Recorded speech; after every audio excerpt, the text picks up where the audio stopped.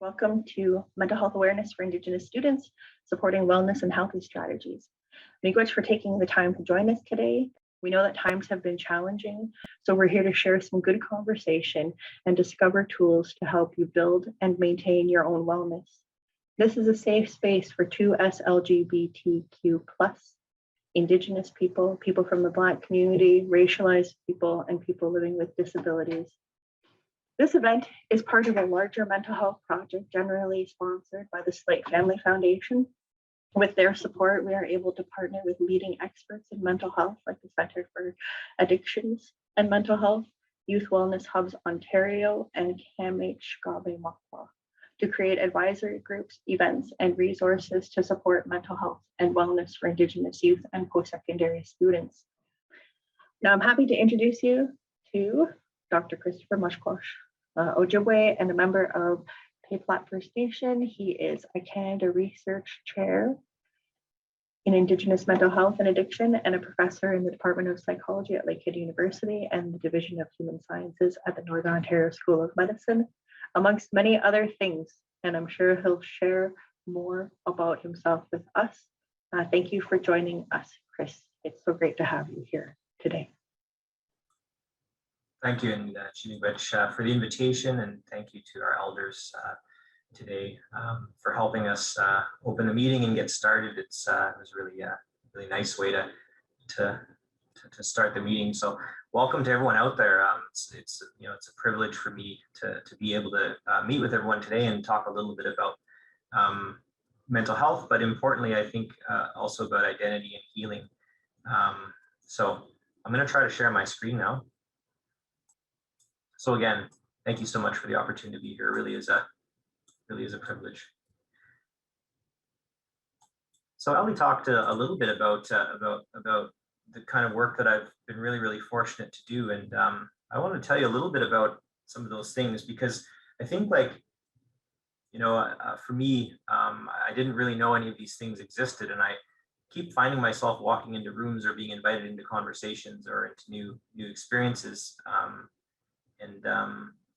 And in a lot of the places where I go, I see a large interest and a real enthusiasm for Indigenous youth and what Indigenous youth have to offer all of these conversations. The importance of the ideas and experiences that our young people have to contribute to a whole range of things, all the way from new initiatives to trying to address some of the challenges that we experience in a range of different areas. So I think there are certainly a lot of opportunities now, and I'm really hopeful that so many people on this call will be among those who contribute and offer all of your thoughts and experiences to moving forward a lot of the work that people need help with. So in part of my role, I'm a research chair at Lakehead University. So I'm calling in today from Thunder Bay, Ontario, where I'm a professor here and Canada Research Chair. It's in the Robinson Superior Treaty area, as our elder Ron said a few moments ago. And that treaty area includes my First Nation, Pugwasheen First Nation, Plat, which is a really small community, about an hour and 45 minutes east of Thunder Bay, right on the Trans-Canada Highway. I actually grew up in Sioux Lookout as well, which is about 4.5 hours northwest of Thunder Bay, so a rural community. So a little bit about my work is that I've done teaching, I've done research work. I'm also a psychologist, so I see patients, children, adolescents, and adults at Denesuline Family Care, which is a organization in Thunder Bay that is a partnership between the Robinson Superior Treaty Area First Nations, and it has mandates in mental health, addiction, health, but also child welfare. So I get to work with families and kids and adolescents and adults across a whole range of mental health difficulties and addiction difficulties. So it's a real privilege for me to be able to do that work. And then in some of my other research work, I direct a Center for Rural and Northern Health Research. So we do a lot of community engaged research. We've looked at things like evaluating on reserve opioid treatment programs, land-based programs, etc. So if you're interested, you could search the center on Google. And as well, I'm at the Thunder Bay Regional Health Sciences Center today, where I'm the Vice President of Research and the Chief Scientist of the Research Institute here. So I really see research and clinical work as important to really bring Indigenous perspectives into. So again, people ask me how I became a psychologist and a researcher, and I don't, I thought about that for a long time, because I said a moment ago, I didn't really know any of this existed. I didn't really have a sense of that. And I sort of just found myself being fortunate and meeting some people, some role models and some mentors who were encouraging. But then I really got thinking about how I became a psychologist. And the best way I can answer it is that when I was about 6 years old or 7 years old, I used to do a lot of hunting with my dad. And there was this one spot where we used to hunt. And one day we got to this place where the trail broke off into two different directions, and he sent me by myself down one direction of the trail. And I was pretty fearful. If you're a young person in the bush, it can be fearful. I don't know if you've ever had that experience where you get a bit nervous and you can feel your forehead get really hot and you're sweating, and you hear something moving through the bush that sounds like a dinosaur, but it's actually a squirrel. When it comes out on the pathway, and you're really, your heart's beating and you're racing to get to wherever you're going. And I got back to the place where the trails met up again, which was only maybe a kilometer or two. It wasn't, tremendously far, but certainly far enough for a 6 or 7 year old. And I looked down the trail and I could see my dad's orange vest further down. He didn't wait. I had to catch up with him.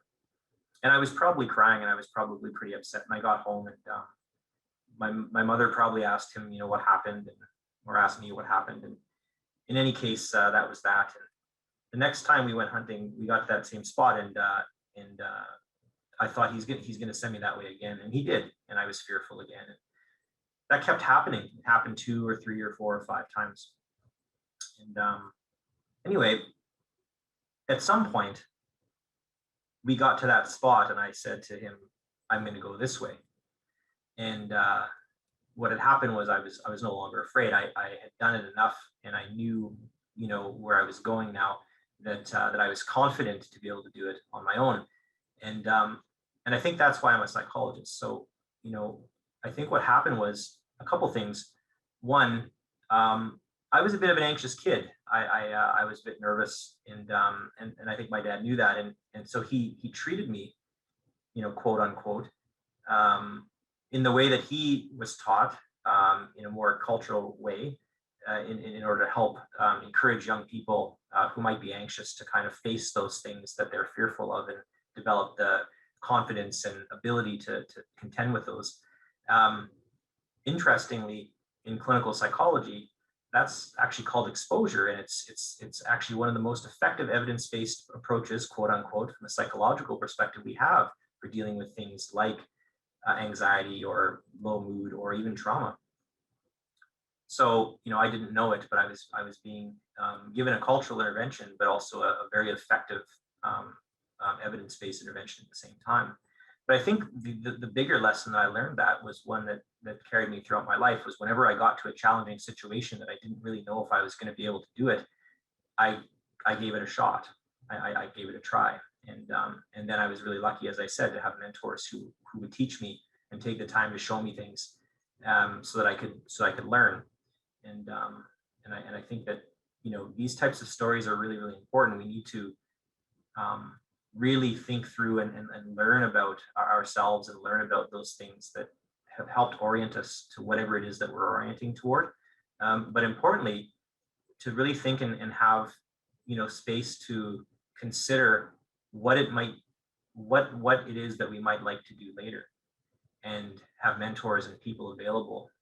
So sessions like this are really, really important because it connects us and allows us to know of each other and form relationships that, if people do have questions about, how to go about doing things, that you run into people. You might remember a story, that then you can, activate those resources that you might, be able to use to pursue those things that you want. I think we know a lot about the types of adversities that many in our communities experience. We know that the colonial imposition, let's call it that, of residential school and reserve systems and child welfare system, et cetera, has traditionally been used in a way that's been quite disruptive to our communities and our practices and our cultures and our languages and all other things. But in addition, it's resulted in a number of things that we contend with, still. And among those things, are mental health difficulties, addiction difficulties, but also other broader health related difficulties, and those other things that we know about, like poverty, difficulties accessing healthy food, clean water, etc. So we know then that adversity, and there's a large research base on this, that adversity particularly in our youth, in our childhood and our youth, as we're young people, is really quite important in terms of how it has the potential to affect us later on, and in particular how it affects the way that we develop. So when it comes to trying to develop the best foundation for being well, there are some important things that we need to pay attention to. One is doing the very, very best we can to prevent the types of adversities that we know are disrupting in the long run. So when I say adversity, I don't mean a difficult thing that you have to accomplish. I don't mean things like that. I mean things that are overwhelming and things that that are not appropriate for a young person to develop, to contend with, at specific ages. So, I'm talking more about the difficult circumstances of abuse and neglect and these types of things, household challenges. Adversity sometimes is used a bit broadly, but I gave an example earlier of going, being sent by myself in the bush.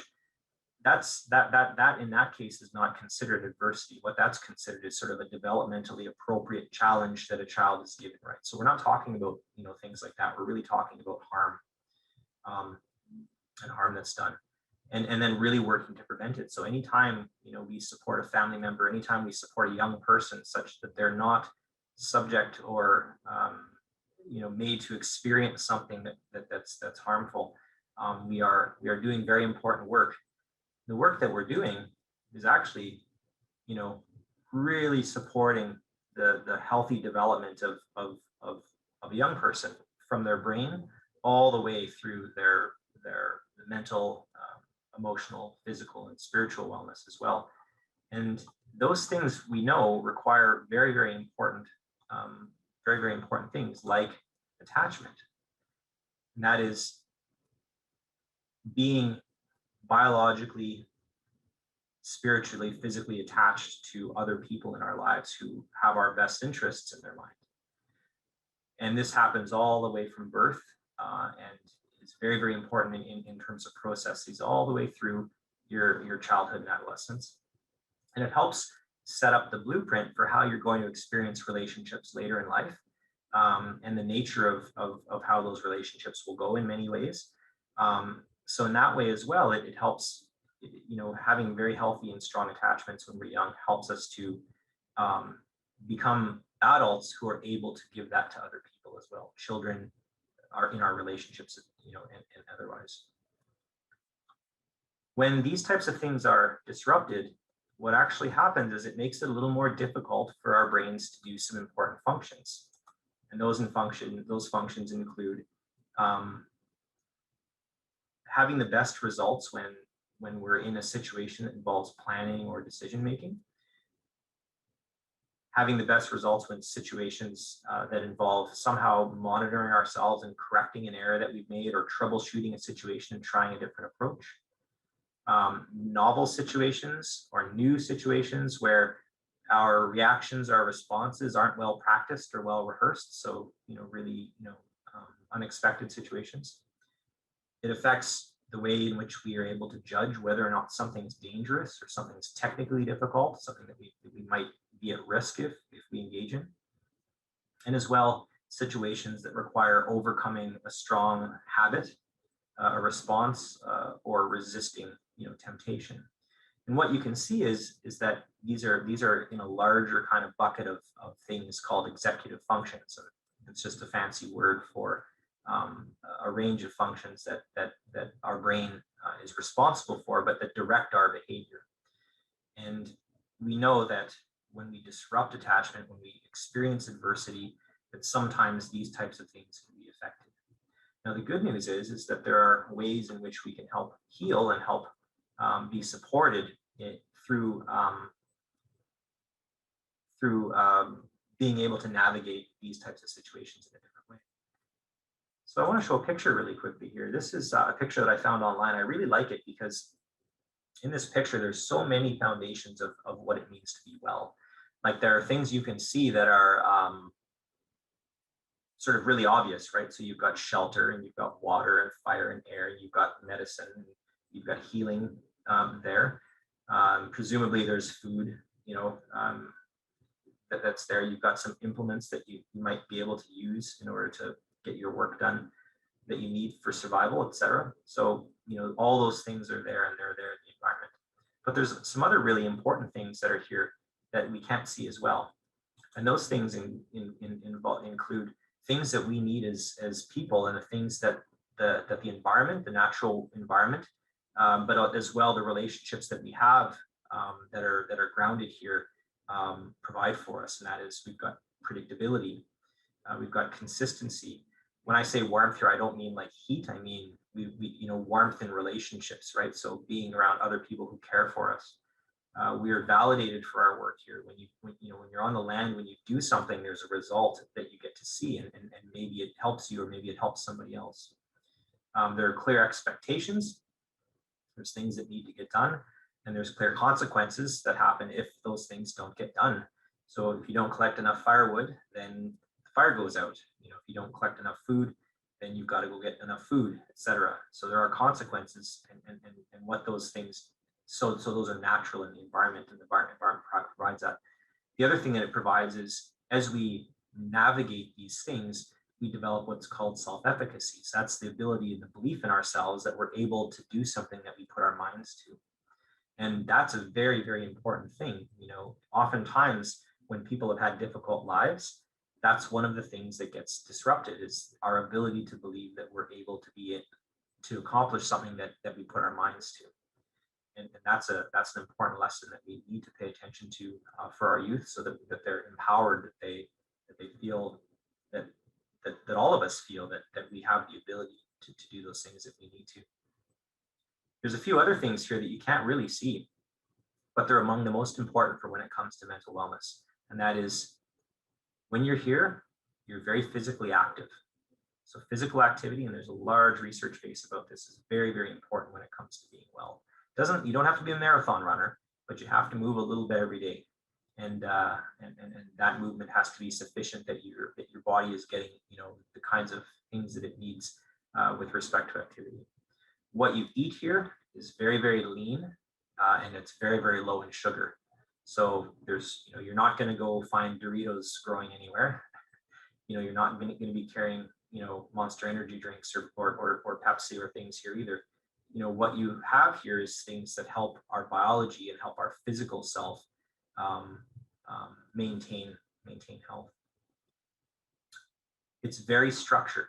So that's an important part. We have to wake up every day and do something, and we have to have structure in our lives. That's very important. If you sleep in here, that's okay, but then things don't get done, the fire doesn't get started, etc. And there's things that you can't do here, like watch Netflix in the evenings or game or whatever. That's not here, and that contributes to the last thing that's also in this picture is sleep. The natural environment, is important in helping regulate our sleep. So it ensures that we get the requisite amount of sleep we need each night, and that differs depending upon our age. But it also makes sure that those things aren't disrupted by other things in our lives.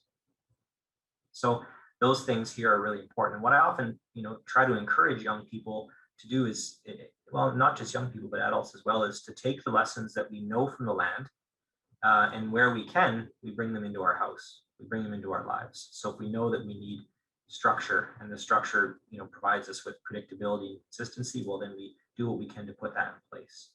If we know we need our sleep regulated, then what we do is we do all the things that we need to do to make sure that that's going well. We build in physical activity in our lives. We focus really on trying to do the very best, again, with respect, and in full understanding that food security is a very important issue in our communities. But we do our very best to try and avoid things that we know can be disruptive to our health. And we bring all those lessons back in our houses with us, back in our lives with us as the best we can. We don't necessarily need to be on the land in order to know what the lessons from the land are and bring them in our lives. So that's really important. So these culture-based approaches, again, are things that can really help ground us in a number of ways. One, because there's very good approaches, and we've got elders here today who are very well aware of these things that can help ground us, can help support our emotional processes, can help support our spiritual health, and so on, in a way that helps build a full person. And in that way, what we're really trying to do is develop our identities. Identities are very, very broad things. Our identities are built around a lot of different things, but they're very, very important. In biomedical or psychological kind of approaches, the idea of identity is kind of not really there as in focus as it is in our cultural approaches.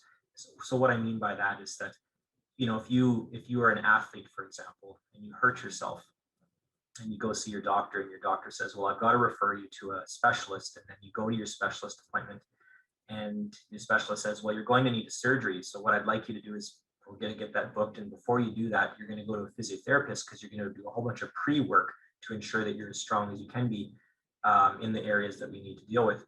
And then you'll have your surgery. Then after that, you'll go back to physio and you'll do every single thing that physiotherapist says. And the reason is not because of your great belief in all of these medical professions and all of the different, approaches that'll be taken.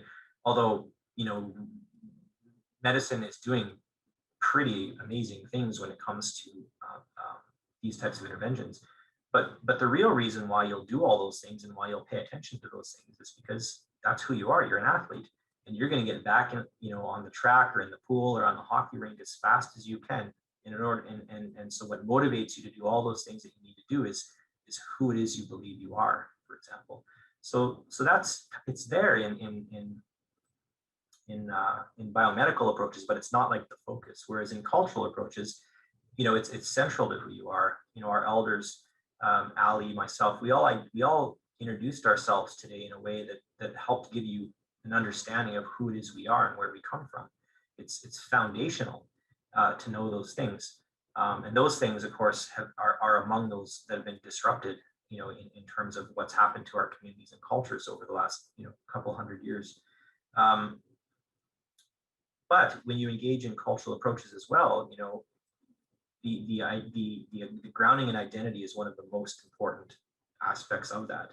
It's grounded in place and time and relationship and all of those things that we know help us build a healthy picture of who we are.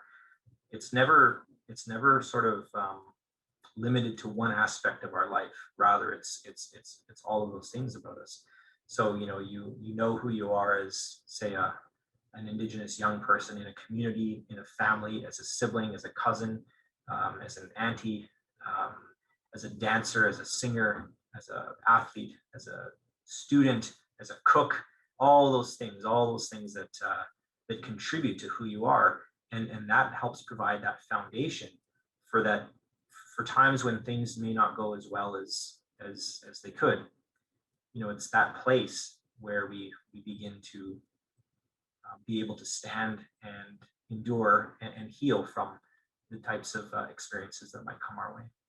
So with that, I want to just say I'm looking forward to our other presentation today. I'm looking forward to engaging in any questions and conversations that we have.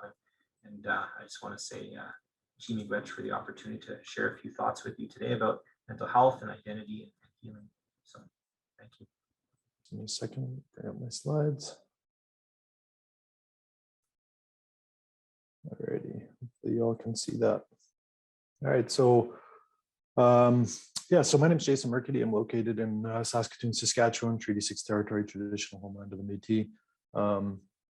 So I'm here to talk to you about mental health, Indigenous mental health, and kind of how that plays out with living in Canada right now. So some of you may have seen this model before. It's called this is called the 4 pillars of harm reduction. Now, the reason that I'm using the 4 pillars of harm reduction,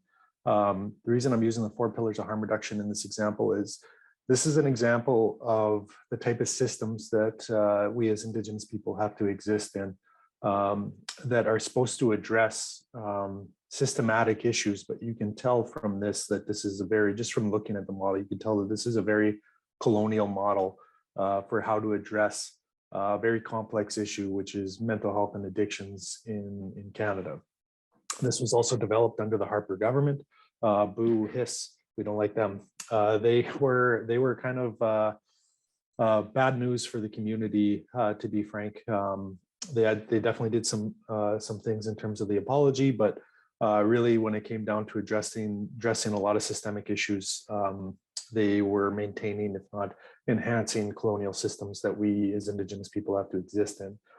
And so when we're looking at mental health and addictions, this was the example that we got given, which was the 4-pillar model. And if you look at the model, you would think that they're all treated equally. All of them are the same size, but they weren't interested in prevention. They weren't really interested in harm reduction, so reducing the harms that we experience in the communities and in society.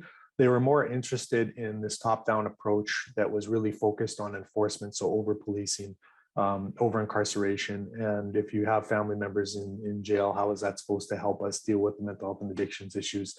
Nobody turned their life around for jail. Very few people did. Most of the folks, it's just going to criminal college, and as a result, you see this spiraling effect that happens in the communities. And Saskatchewan is a great example of that, where we have some of the highest incarceration rates in Canada. We've been asking for more enhanced mental health supports from the provincial government for a number of years now, and instead they decided to build $100-some million remand center. And so they're not really interested in the upstream solutions. They're more interested in the downstream. How does that affect our mental health when we're saying we can't get access to mental health services throughout the province, and yet the provincial government is saying, instead of actually funding that or addressing that, we're just going to build more jails for you to exist in. And then same thing with the treatment. It's forced. It's not. There's no person-centered approach. There's no individualistic approach. It's treatment. This is what you need, and this is what you need if you're living with addictions is treatment. And we see that as pretty much identical when it comes to mental health services for Indigenous people. We get prescribed a lot what we need, and we have to fit within the colonial system. It's not whether you're looking at your benefits, whether they're student benefits, whether they're professional benefits, or your work environment, they're not really conducive to a different way than the Western way. And so when I was at the executive director of Prairie Harm Reduction, we implemented a sick policy that allowed people to go deal with mental health issues, not just physical health issues, on sick days. And so all our employees accrue up to 15 sick days a year. And so that includes if they want to go to ceremony, they don't have to take vacation time. They can take sick time to go to ceremony.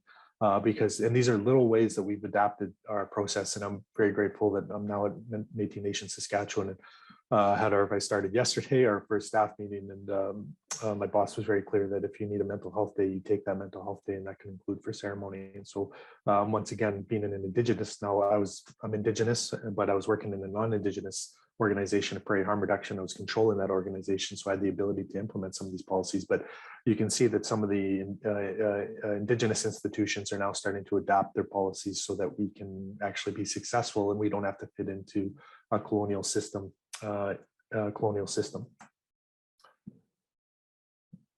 we go. Okay, so this is the 4-fire model, and really this is what I use as the model when I'm thinking about ways that we can help the community heal and people in the community heal, whether that's staff, whether that's colleagues, whether that's our friends, whether it's our family.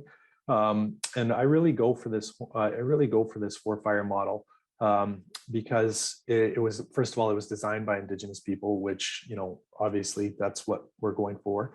And it was designed by the Native Youth Sexual Health Network in 2014. Very, very good foresight. You know, this document's now 8 years old, but it's still viewed as kind of relevant when we're talking about and innovative when we're talking about, especially to Western institutions, about how we address community mental health and safety issues and addictions. And so really the 4 fires are cultural safety, reclamation, self-determination, and sovereignty. And so when we're looking at the 4 fire model, it's very different. So even just the analogy of fires versus pillars. So pillars, they're there. We don't have to look at them. We don't have to touch them. They are stable. There's the assumption that the structure is fine, even though we know that it could be rotten to the core.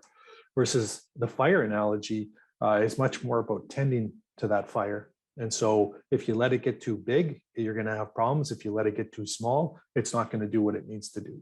And so it's a constant analysis and check, which can be exhausting, but it's necessary in order to ensure that we have a safe environment for us to deal with the issues that we deal with, either personally, as I said, or societally. And so the cultural safety is massive. I think a lot of times we get this pan-Indigenous viewpoint.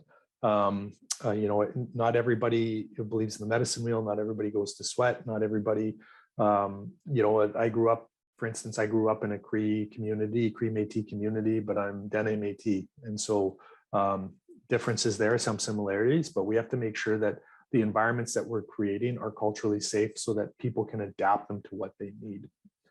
And then we also need to allow space for reclamation. And so this is often, although I'm 37, so I think most of the people on this call are wee children compared to me, but I'm a little bit jealous of the environment that y'all are in right now, because you all don't take a lot of shit, which is amazing. And you're very vocal about reclaiming space, reclaiming cultural practices. And this is, I grew up, when I'd have to go to sweats, we weren't allowed to talk about going to sweats. And we were told not to, because either people wouldn't understand or it could cause us to come to violence or experience violence. And I actually found out, I went to the mountains with a friend of mine.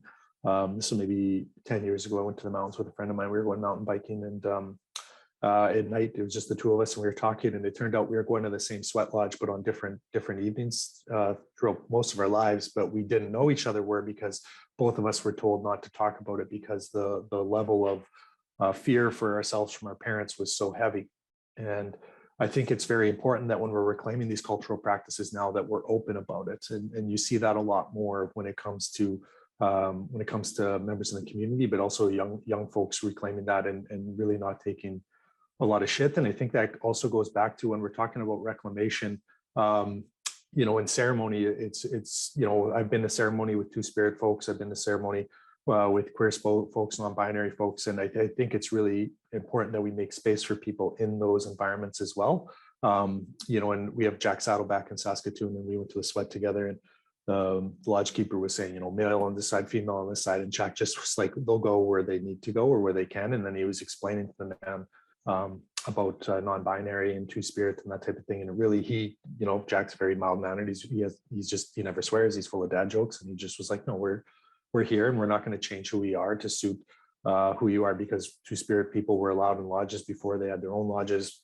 My person who named me is Two-Spirited, you know, and so I think it's important that we allow for that space as well within the community, so that we can actually feel welcome as a people in the community. And then self-determination. We have to let people decide for themselves when they're ready. Sometimes we will see institutions, workplaces, you know, just assume that people want to partake in cultural ceremony. That's not necessarily the space. We did Prairie Harm Reduction. We opened up a youth home this last year, and some of the youth were pretty aggressive against participating in any cultural practices. And, you know, now they've opened up a bit, but we have to let them access it when they're ready, which can be difficult, especially during the pandemic, as we know a lot of ceremonies were kind of locked up. And I think we're going to see a big resurgence in this coming year or year or two about people getting back involved with ceremony. I'm very excited for this as well, because I'm going to a sweat for the first time in like a year on Saturday or Sunday. And then sovereignty. The principles of non-interference teach us to meet people where they're at, not forcing treatment. So once again, we shouldn't be forcing people do anything, including to subscribe to mental health plans that are based in colonial systems. We need to allow people the opportunity to access an elder, access a pipe carrier, a knowledge keeper in the community. It shouldn't just be you have to go see a counselor or something like that. We have to allow that flexibility, especially in a multicultural society like Canada. It's super important that we allow people to determine what they need to do for their mental health, and we don't force it. And you can do things like look at, if you're in a right position, you can look at ways to enhance benefits, or like I said, the sick time's a good example. As I said previously, the sick time's a good example of how you can allow people the sovereignty to make their own decisions on how they address their mental health issues and then find support for their mental health.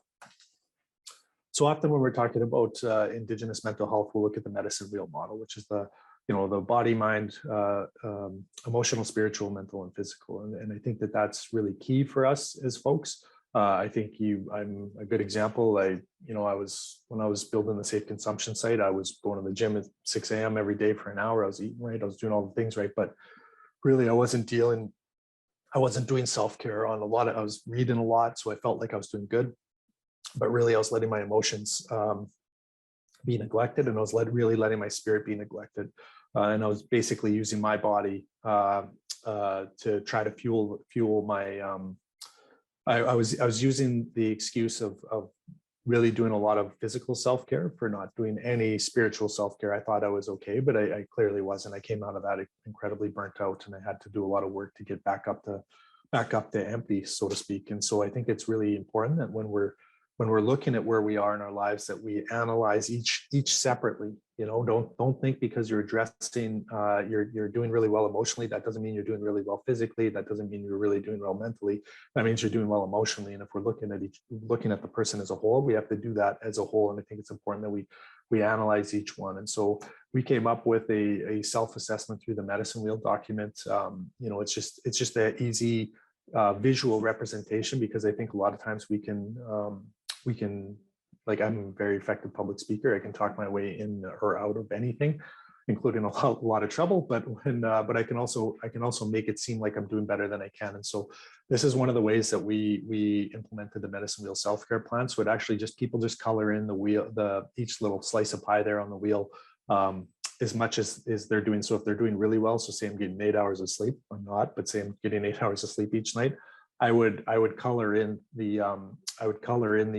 sleep section right to the rim. But if I'm only getting 4 hours, I might be much lower down. And so we do this every month at Prairie Harm Reduction, or we did this every month when I was there at Prairie Harm Reduction, so that we could really get a good visual representation of where we're at on that month. And then we can also start to see the decline, because it's a good visual representation to see the decline or benefits of it. And then we make a self-care plan based off the areas that we're weakest in. And so we work with each employee on a self-care plan so that we can keep them accountable, and then they can keep themselves accountable. And then we do check-ins. We do check-ins every month when we do have our all staff meetings to look at this. I think, I think it's all easy to talk about the individual self-care. And I think it's important that we deal with that. But what do you do when we're hearing about murders? In Saskatchewan, we just heard about a body being found of somebody from Saskatoon. They just found her body this past week. So what do you do with that? Because you can do all the individual self-care if you want, but we're talking about society that's really rotten to the core, especially when it comes to Indigenous people. So how do we address that? How do we deal with that? That's a lot of strain to put on us. And so I think it's important that we look at systemic justice when we're talking about self-care, and systemic initiatives to deal with these types of injustices that we deal with as Indigenous people, because it also provides a healthy outlet. We had Colton Boushie, who was murdered by a farmer named Gerald Stanley. Gerald Stanley got away with murder. The RCMP purposely botched the investigation. They let the crime scene be exposed to the elements for multiple days to wash away any chance for blood splatter analysis to determine, did Gerald Stanley shoot him from the distance he said, from the angle he said. They purposely let that crime scene waste away so that they couldn't hold Gerald Stanley accountable. And I'm not going to go on a huge rant about, but this is a major form of injustice in an area where we have major forms of injustice continually happening, which is the prairies. When it comes to Indigenous people. And so there's a lot of anger that comes with that we can't ignore, and no amount of I honestly believe no amount of ceremony is going to make it better for the community. We really do need to have collective action where ceremony is included and is a major part of that, but we also need to be able to take our anger and do something with it, and that includes expressing it. So this is a Facebook post that I put up after the verdict came out at about, I was in Toronto midnight. I was there for conference, and I really felt lost because, one, I was outside of my community when the verdict came down, so I couldn't grieve how I wanted to grieve. I couldn't grieve with the people I wanted to grieve with, but I was pissed, you know. And so I think this is my motto, basically. Like, you're going to find out how dangerous Indigenous men can be, and that's because we're educated, we're motivated, and we're active in the community. And I think that we need to, when we're talking about mental health, we need to find outlets to help the community heal, but also ourselves as Indigenous people heal and grieve and anger and with our anger, because otherwise it's going to come out in bad ways. And that could mean addiction, that can mean self-harm, that could mean depression, that can mean a lot of things. And so we need those outlets. And so one of the ways that we get a lot of our outlet is, or I get a lot of my outlet is through funding the arts. So I was in the Prairie Harm Reduction, I was in a position where we could fund the arts. And so this is one of our designs that we did around the overdose crisis, but you can see it's being led by a Métis woman there that's standing on top of a burning car outside of the legislature, where all these people, despite the evidence that literally we're just in the overdose crisis, as an example, we're just asking for the ability to not die. And we keep getting met with all these stigmatizing language, and it's very similar to what we hear from around Indigenous issues. But it's just this ingrained belief in institutions are always right, no matter how unjust they are. And so we need to mobilize as a community and provide outlets for the community so that we can address it. So when the bodies were being found last summer, Chokecherry Studios, which actually this design is from Chokecherry Studios. We did a clothing line, a harm reduction clothing line with tarot cards a number of years ago. And this was the design. We donated 50% of the proceeds to Chokecherry, their local Indigenous youth art studio in Saskatoon. But this is the amount of people that showed up to march when we started finding bodies last summer of Indigenous children throughout. And this is in Saskatchewan. You know, there's probably 3,000-4,000 people at this march. So this is me pointing the camera one way, people were just getting ready, and then this is me pointing the other. I think we took up about 4 city blocks on the march, and there's people from all different walks of life. And this is at the height of the pandemic, you know, and it really brought the community together and helped the community heal, because we didn't really know what to do, but we knew we needed to come together, and we need to express that we as a community, this issue is important to us. And so I think that goes back to our approach when we're talking about these systemic injustices that we see as Indigenous people. It's important that we mobilize and make sure our voices are heard, because I know what it's like to be a Northern Indigenous kid in Saskatchewan and not feeling like anybody had your back or anybody was seeing or experiencing the things that you're experiencing. And when you feel like you're going crazy and you don't have those outlets, it's brutal, and you need to do something with that energy. And you can calm that energy down, but sometimes it's good to fuel that fire so that you get fired up. And then you're giving a lot of hope to people who oftentimes do not have a voice and who are hopeless. But when you can come together as a community, you really can mobilize on that. And that collective action is I think what's going to get us through. And my motto is speak loudly and carry a big stick. I don't have to be polite to people that their only vested interest is attacking me or destroying my way of being. I'm going to say, no, we're here. This is our space. I'm not going to be violent, but I'm not going to back down. And I think that that's important when we're talking about how to address the mental health issues that our communities face. We need to address the systemic injustices, because no amount of self-care planning is going to help us deal with the pressure that can be felt, internal pressure that can be felt when you're experiencing systemic injustice on an ongoing basis. So with that, I will thank you, and I will stop sharing my screen. Now I'm happy to introduce the panel discussion portion of our event, featuring thoughts from Jason, Chris, Debbie, and our 3 youth participants and advisory group members, Corinne Budge, James Young, and Grant Hopkins. Okay, so this question is for our youth, Corinne, James, and Grant. How do you build and care for your mental wellness? And let's start with, I'm going to say James.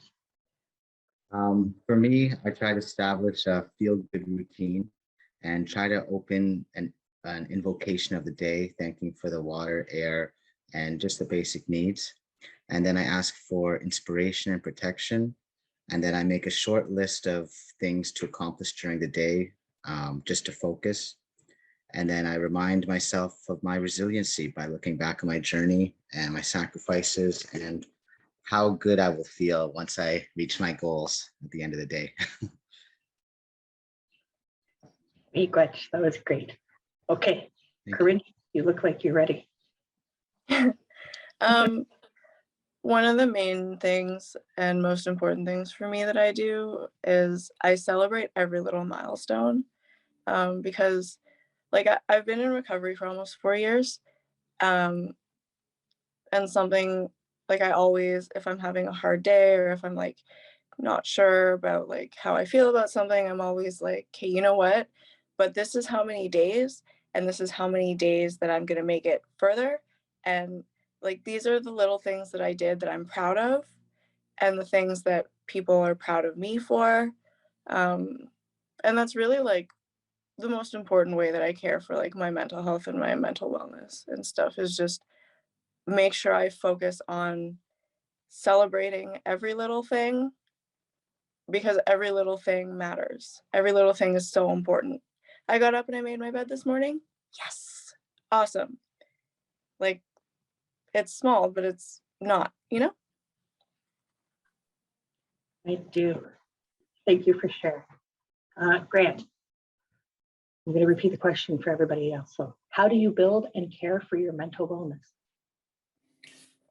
I just start my day off just being thankful. Thankful that I woke up, thankful that it's a new day, because every day is going to be different. And I take that little bit out in the morning to myself. Like I don't really talk. I just keep my eyes closed and I just sort of meditate a little bit and think about where I was yesterday and where I can go the next day, or how the next day or today is going to be going. For like example, I've been stressed out. Like I have a new baby on the way. So like I'm trying to keep it all together myself or my family as well. So it's just, yeah, it's like, I like what Corrine said too, you got to celebrate everything. Yeah. Thank you. Thank you to each of you for sharing your strategies with us and the way that you approach your day and your wellness. Okay, I've got a question now for our speakers and our knowledge keepers. What can students and youth personally do to support themselves around mental wellness and safer substance use? I could jump in. I think one of the biggest things is be honest at where you're at.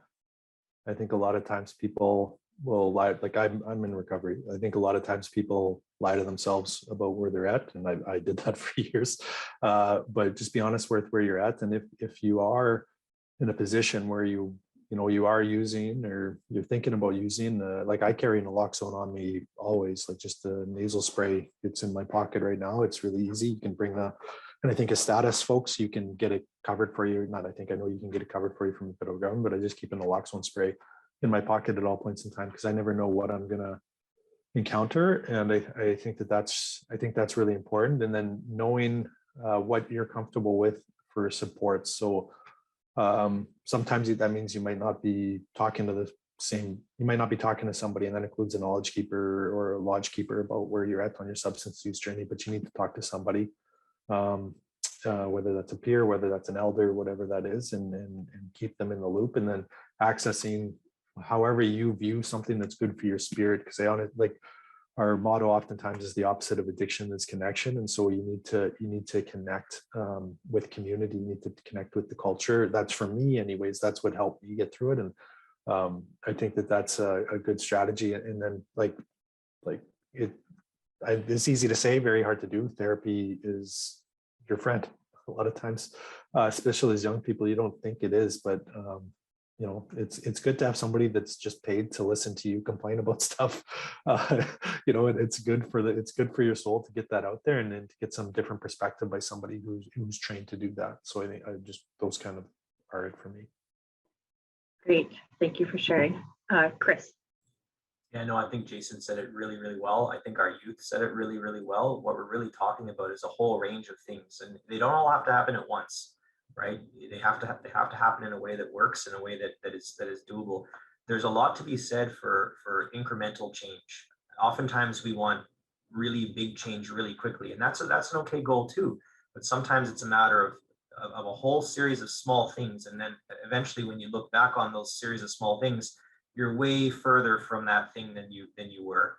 And the thing about incremental change is that those are the doable things. You know, we heard from James, wakes up each day, puts together a list of things that he can complete that day and accomplish. Like that's brilliant to me. You know, I see so much value in helping orient ourselves around those things that we can do to move ourselves forward in little bits. But I would reinforce again what Jason said, and certainly the individual level strategies that the young people said. But then, you know, it's in connecting and outreach to some of those more specialized services that can work with the other things that you're doing. So it's sometimes hard when everything seems to be working in different goals. And I think that, you know, finding the right place is an important part too. Okay, Debbie. First of all, miigwech, Christopher and Jason, for your words. They really touched, and I'm like, yeah, I want to learn those tools too. And for the youth, I started my journey 25 years ago, when I was recovering from my alcohol use, and I struggled finding that person that would help me. I finally found an elder in Sioux Valley, which was 40 minutes away, and he took me on and he helped me, and I too had to be honest, like honest where I was, because when people come to us for help, you see them one week when they're you know, they're doing okay, and then you don't see them for a week or two, and you're wondering, are they safe, are they okay, or like what are they up to? And then they'll call you out of the blue. And so yeah, it's important to be connected and speak your truth, and because we're here, our doors are open. We like we have a smudge ready if you want to go, or medicines or medicine tea, like we're here to help. And so yeah, it's just and I like how, you know, I woke up and I made my bed, and one of my elders too told me that's the first thing you do when you wake up in the morning is you make your bed, because if you don't make your bed, your spirit stays there. So you're looking after your spirit. So once you start knowing that you look after spirit first, then everything else will fall into place. So yeah, it's just it's good to those little baby steps, you know. Be thankful in the morning and grateful when you go to bed, and so all day long, just be thankful for the nebe, for the spring, for the medicines, everything that's coming. So yeah, so just continue doing that good work, and congratulations on a new baby coming. Those are blessings. Those are blessings. Babies come to bring us that change. They're coming to bring us that change, and they're bringing us teachings. So congratulations, Grant, on the baby coming.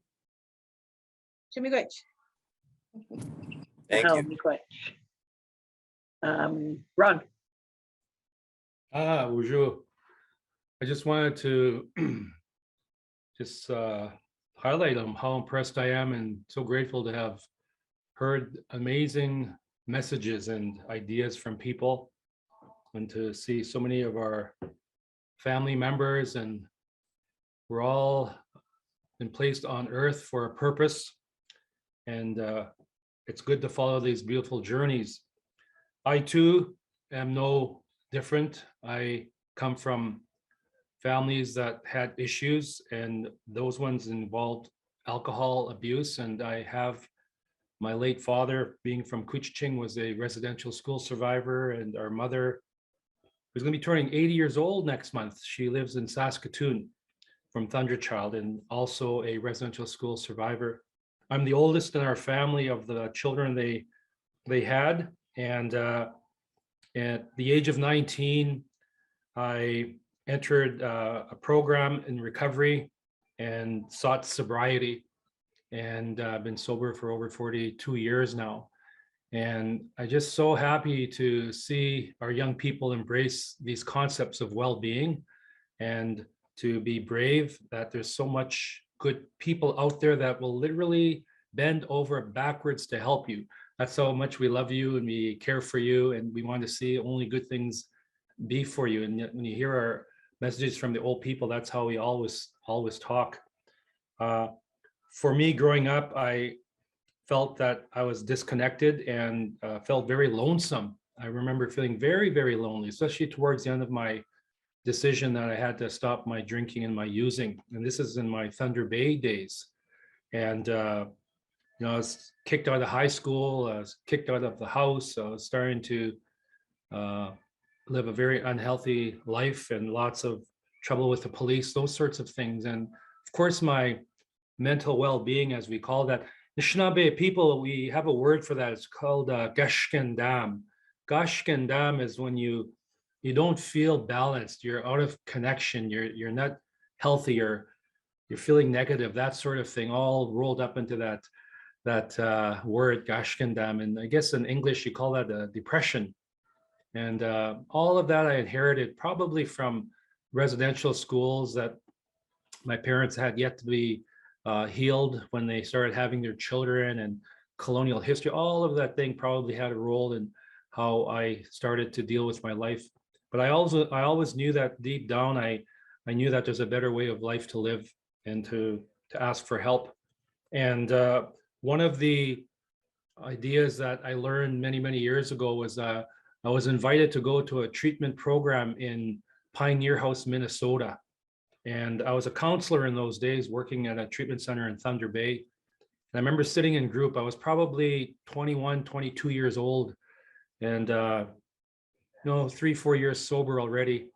And I remember sitting in group, and I remember a young teenager was so distraught. She was so upset, and she had her hand in her head in her hands like that, and she was in group therapy. And I remember her telling the group she felt so lost that she didn't know if she was going to make it or not, and that she didn't know which way to turn. And I could feel for her, because I know that feeling as a teenager.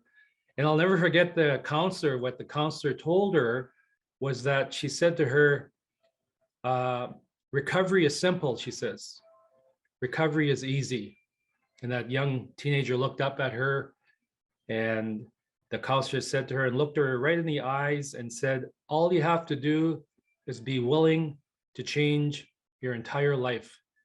And that's all she said. And I remember the impact that message had on that young teenager, how she knew deep down that counselor was right. All that about recovery is easy. Sobriety is simple. All you have to do is change your whole life. So that message was instilled in her, and that's the sort of message that got instilled in me. I know for me, I had to be mentored by other men. So I have two amazing friendships with Anishinaabe men in Thunder Bay. One is Elder Gene Nalgijik from Gull Bay First Nation, and the other is a pastor. His name is Pastor Roma Fisher from Long Lac First Nation, but he has a group in the city of Thunder Bay, and they do a lot of good work. And it was these two men that took me under their wing when I was 19 years old. They used to see me drinking. They used to see me getting in trouble. They used to see me upset. They would drive me home. They'd be nice to me. They never criticized me. I just felt that these were the guys that were going to be there to save my life. And today I'm over 60 years old. I have grandchildren. I'm a retired man. I'm a professional, and all of these things I'm very grateful for because of the paths that these people showed me, especially Elder Gene Nalgijik. He introduced me to our sweat lodge. He introduced me to that culture way of life. And it's a beautiful way of life. One of the things that I participated in when I was in my early 20s was a very, very strong part of Anishinaabe ceremonies. Is called the fasting ceremony. And we go fast, we go without food or water, and some of us can go up to 4 days long. And they fasted us on Mount McKay, a Nimkiwaju, we call that the Nimkiwaju. It's Mount McKay in Thunder Bay, and we climbed up that mountain in the mid 80s, and we did our fasting ceremony up there to be without food or water for that period. And I remember the old elder that brought us there, and when he told us, he said, when you look on that mountain, my boy, he says, there's a drum on that mountain. There's a sacred drum on that mountain. And in my way of thinking, I was in university in the early 80s. I was at Lakehead University. I was getting my university degree. I'd gone back to school, and I was taking anthropology courses. And I remember thinking to myself, I bet you he's talking about a petrified drum. You know, I'm going to find that drum up there, and I'm going to be famous. You know, I'm going to write about it in my essays. And here all this time, he wasn't even talking about that drum, because over the years, I found out that on Mount McKay at Nimkiwaju, there's a lock that's up there. There's a lock of water up in that mountain area. Beautiful fresh water. And years later, I attended a sweat lodge ceremony, and I got to participate in, it's called a little water boy drum ceremony. There's a little drum you hold in your lap, and it has a little plug at the little boy's nose, and you sit with that drum inside the lodge, and you hold that drum, and you start to talk, and you start to cry. You get very, very emotional. And I remember weeping like that inside the lodge, and I felt so connected, because that little boy water drum was there to heal me. And then I realized that's what that elder was talking about. You know, Mount McKay has a water drum up there. That's why our ancestors fasted up there for thousands of years. And that old man was showing me stories. So this is how we learn. You participate in your ceremonies, you learn your language, and you don't have to learn right away. Some of these teachings will come to you 5 years later, 6 years from now, 7 years from now, 20 years from now. You know, and that's sort of how our Creator puts these journeys in our path. And that's how we become super intelligent human beings. And I'm just very, very grateful to be part of this sacred event that we're having. Aho, mi'iwe. Wow, Miigwech. So, you know, we are technically just past 1:30, but I know that there are questions that some of our guests have asked. So I'm going to ask one of those questions, and then I'm going to follow up with one more rapid round of questions, and then we'll wrap up. So this is a big question, and it's for Jason primarily. I really enjoyed this concept of systemic justice for Indigenous people when experiencing a collective trauma hurt. What are some ways that folks can hold space for systemic justice? Do you think that is our place or institutional / society? A big question, and it came there out of our chat. Yeah, I think like we often we'll talk about like emotional labor, and we're not going to do the work for, you know, other folks and that type of thing. But let's just be real, like the institutions aren't going to give us that space. They're just not. And so you have to claim it. And I'm not saying run into it like a bull in a china shop, but you need to position yourself, or, you know, there's a lot of power in collective action. You can get together with like-minded folks to address something. It can be like some of our initiatives before we did protests started off as like our Instagram page. We just started talking about these issues on our social media, you know, and then it became, we started doing art action, and then it started to go, and then it's like, it took 3 years, and then we're in the streets all the time talking about the issues that we're dealing with. But I don't think that'd be possible without Indigenous leadership to start. I think PHR now is going to be great under Caleb, but I think it really was key for us to have Indigenous leadership and staff in place for that. But that took me 15 years before anybody would give me a sniff at being an executive director.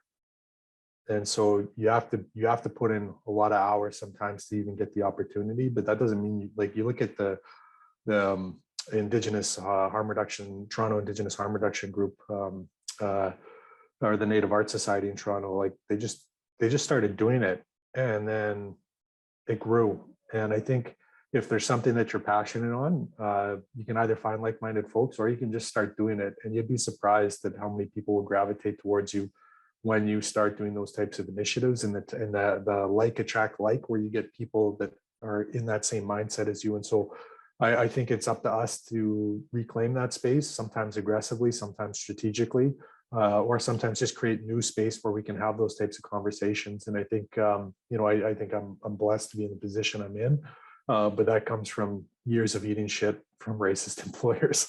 Like, where I just had to, and I think I'm lucky because I'm light skinned on that. So they felt like I've seen my brown skin colleagues say the exact same thing I did. And when they did, it's aggressive. It's, you pick the language. But when I said it, it was like, oh, we'll listen to Jason because I look a certain way. Right. And so I think in terms of that, yeah, you kind of have to be creative and just know when you've had enough. And if you've had enough, that goes back to reclaiming, or you don't have the emotional energy to do the education, to try to get in with an institution and convince them, because they can also just keep you there spinning your wheels forever. I've seen that happen where they'll give you lip service, but they don't actually give you any power or decision-making ability. And so sometimes that's where it goes to, you need to create your own space for that. And I think it's important to get the institutions to change, but sometimes we just have to lead that change ourselves. And you'd be surprised at what type of things can come about those grassroots initiatives. It takes time and it's exhausting, and sometimes it's going to cause friendships, families to fall apart, but it's worthwhile in the end, I think. Now, Miigwech, that was a loaded question. You did a great job giving us a response. Okay, rapid round. Here we go. Everybody's going to have a turn, and I'm going to start with Chris. Same question for everybody. What is one thing that you would tell your younger self? It'll work out. Some things won't though. Debbie. Okay. That's a hard one.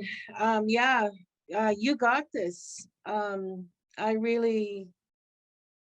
It took me a long time. I've been on this journey for over 25 years. And when I look back and I think, wow, like it's just, for me, I hang on to, when I find an elder and a knowledge keeper, I hang on to them and I follow them around. I just listen to their teachings, and I'm just so hungry for this knowledge. Like I never knew any tradition or culture till I was about 25, and then when I heard that drum, and the very first time I heard that drum, I knew I had to keep following that drum. And Ron mentioned going on those vision quests. I did 4 vision quests, and that's when I really found myself, was sitting out on the land for 4 days and sitting with the wood ticks. And that's where I really learned about my identity and where I came from, and why did I carry those deep rooted, because it came from my ancestors that never got that chance to do that healing work. So then you're wondering, well, why was it left to me? Because I don't want my kids or my grandkids to have that struggle as well. So if you can get out and do those berry fasts, those full moon ceremonies, attend whatever ceremony, go sit out on the mountain all by yourself, and you will find that drum, like Ron said. Those songs will come, all that stuff will come. You just got to listen. So yeah, I didn't believe I could do it, but I did it. Miigwech. Okay. Ron. For me, Nokamus Bun, my late grandmother from Kuchiching. I lived with her when I was a little boy in the 1960s. And she's a very beautiful, caring woman. I recall how connected I had, a beautiful connection I had with her as her little boy, her grandson. And I loved her dearly. We call her Kukum. And I remember she used to send me birthday cards every year on my birthday. She'd get a little birthday card. Didn't matter where I was living, whether I was living with my mom and dad or I was traveling. Because after I left her as a little boy, I moved away to live with my parents. But I remember every birthday card I would get, she'd always underline certain words in those birthday messages. And I collected them over the years, and I realized there was a connection I started learning about. And quite often she would underline words like be good, do good, have a good day. And she just underlined those words. And I connected years later. I was talking to my auntie, Ida Linklater. She was telling me stories of how rough she had it. Her mom, or my grandmother, growing up as a orphan child. She was a residential school product.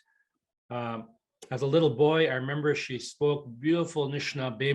I remember the old people, some of the old people in Couchiching, they'd be speaking this weird sound, these noises that are coming out of their mouths. And here they were talking Anishinaabe. But yet, when they looked down and looked at me, what came out of their mouths was English. That's why I became such a good English speaker. And I learned years later from one of my stories from my aunties is when some of our grandmothers, when they were little children and they were going to residential school, if they were caught speaking the language, one of them had the back of an orange peel squeezed into their eyes. And my grandmother must have felt so painful when that happened to her as a little 5-6-year-old girl, for that to be punished that way, to speak for their language. And she probably had that memory in her mind when she had her own children eventually. And then those children gave birth to their children. That's how I came along as a grandson, as a grandchild. And around 5-6 years of age, I'm sure that's what probably what she was thinking about. If I speak Anishinaabe to this little Nojusuk of mine, this little grandson of mine, maybe I'll be punished. Maybe he'll be punished that same way. So I think in their hearts, they were trying their best to protect us. Many of them they're very regretful now for not teaching us the language to learn that beautiful way. But it's something that we have to take and embark on ourselves now, is we have to learn our connection with our languages. And we get that through our ceremonies and through people that are very fluent in our dialects and that sort of thing.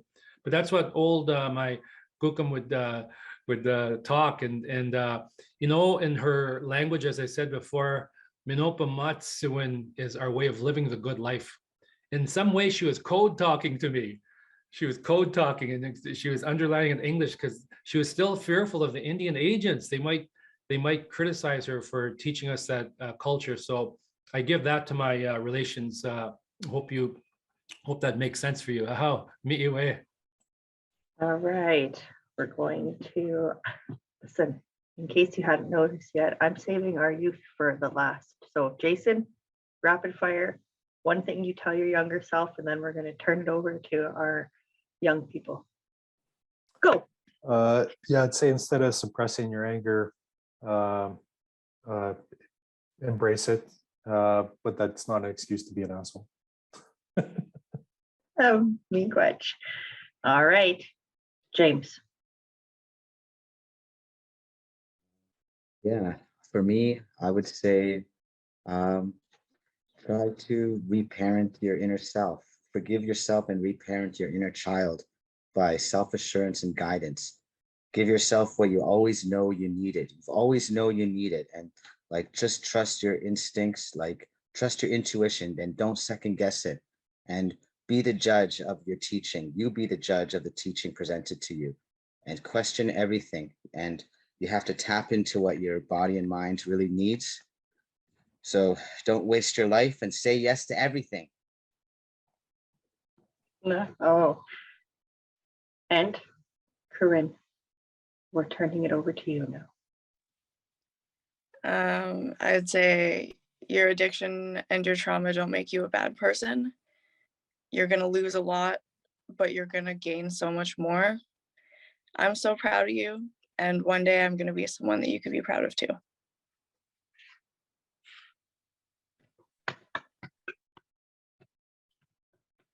That was beautiful. Wow. Now I have to put my words back together. Thank you so much for sharing those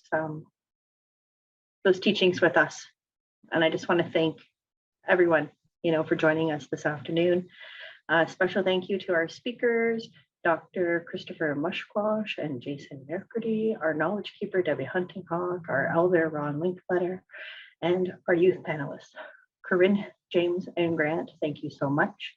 We are grateful that you've shared your knowledge and your time with us this afternoon.